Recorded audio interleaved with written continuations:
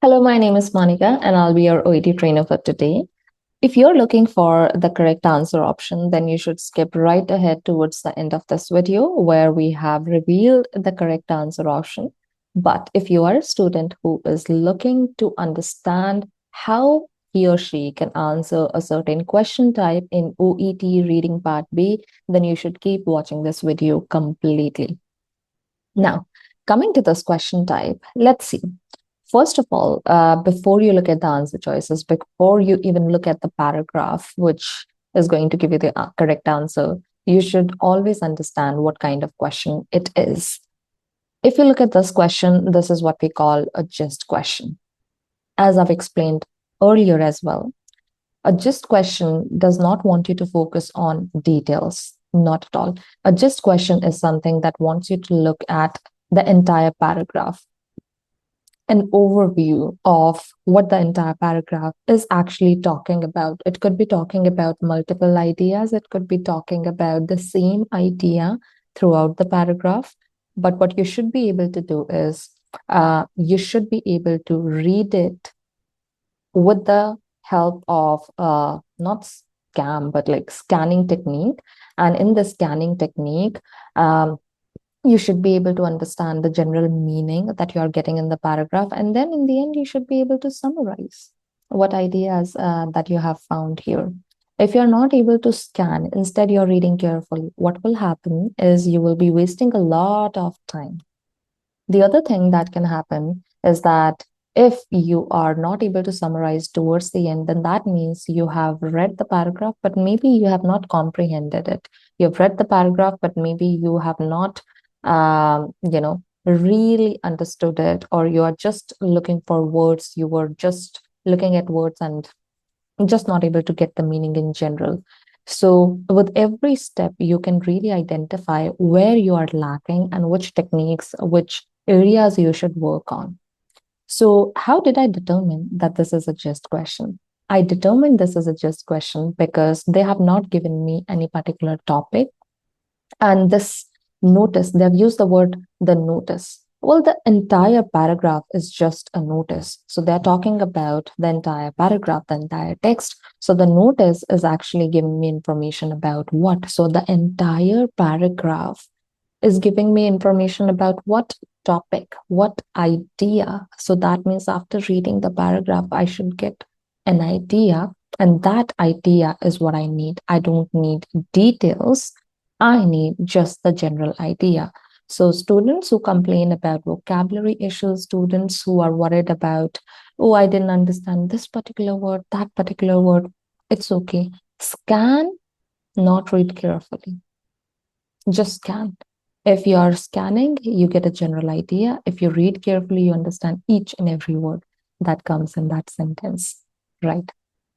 So when we're doing scanning, I focus on the first sentence very carefully because it is possible that the first sentence, which is what we call the topic sentence, can give you an idea about what the entire paragraph is probably going to discuss. And then the next few sentences, I'm simply going to check whether they agree or disagree with that first idea. If they agree, it's the same idea. I don't need to worry. If they disagree, I'll mark it as a different idea or an extension of the same idea, perhaps. Let's see. It's not going to help you to read the answer options first because it's not a detail that you're answering correctly, but rather you're reviewing the paragraph to understand what kind of information is actually there. And it doesn't matter if it's a lengthy paragraph or a small paragraph. Remember that. So the entire paragraph is about NG feeding tubes, as I can identify. Then what do they say? Displacement of these tubes can have serious implications. So they are talking about a displacement. They're talking about there being, oh no, there being serious implications, can have serious implications if undetected. If you don't identify that a tube has been displaced or it has not been inserted correctly, then there can be serious issues. Okay. So incorrectly positioned tubes is the same thing as displacement. Leave patients vulnerable to risk of regurgitation, respiratory. So this right here is actually talking about the serious implications. So nothing new. That's the same idea that they have talked about. Okay, it is crucial. So they are bringing my attention here that something is important, paramount. to differentiate between this and that kind of tube on insertion to prevent again. So this can have serious implications, and you need to make sure that you're differentiated. Why? To prevent these serious implications. Okay. So prevention is the second idea I've got here. Great. Insertion and this should therefore, again, as a result, only be carried out by this. So basically, who should be doing this and is deemed competent? I'm not focusing too much on it. You can notice who should do this is the third thing. Assistant practitioners and another must never. So that means who shouldn't, and that's it. Who shouldn't NG tubes or be involved in the initial confirmation of safe NG tube position? Okay. So how many ideas have I got here? I've got about 4. Just 4.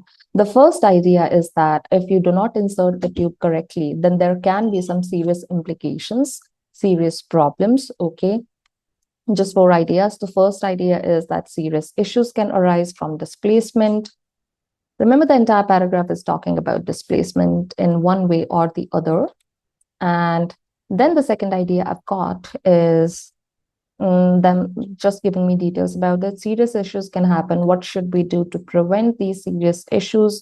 We should differentiate something between some tubes. I don't care about the details. It's a just question. Remember, they're not going to ask me about details.